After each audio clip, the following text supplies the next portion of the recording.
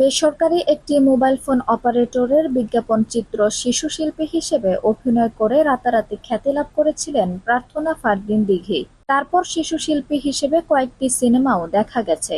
শিশু শিল্পীর পর দীর্ঘ সময় পর্দায় নিয়মিত ছিলেন না এ অভিনেত্রী। এরপর সময় গড়িয়েছে অনেক। 2021 সালে তুমি আছো তুমি নেই সিনেমার মাধ্যমে চিত্রনায়িকার তকমা লাভ করেন।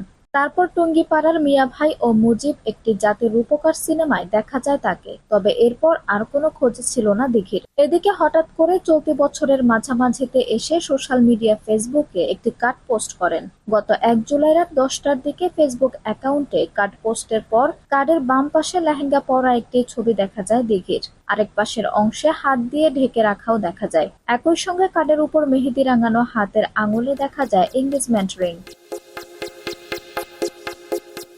এ অভিনেত্রী কার্ডটি পোস্ট করে ক্যাপশনে লেখেন, আর অপেক্ষা করতে পারছি না, সবকিছুর জন্য আলহামদুলিল্লাহ। এরপর থেকে মন্তব্যের ঘরে সবাই তাকে শুভকামনা ও অভিনন্দন জানাতে থাকেন। আর চাউর হতে থাকেন বিয়ে করতে যাচ্ছেন দিঘি। এ নিয়ে এতদিন তার কোনো মন্তব্য পাওয়া না গেলেও এবার স্পষ্ট করলেন বিষয়টি।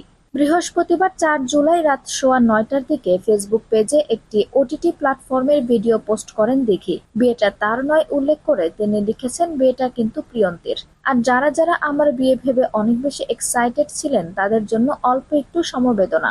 জানা গেছে একটি ওটিটি প্ল্যাটফর্মের নতুন কন্টেন্টের প্রমোশনের জন্য এমন অভিনব পন্থা বেছে নিয়েছেন দিঘি। তবে সিরিজটির নাম কি সেটি ঠিক কবে প্রকাশ পাবে তা জানানো হয়নি এখনো।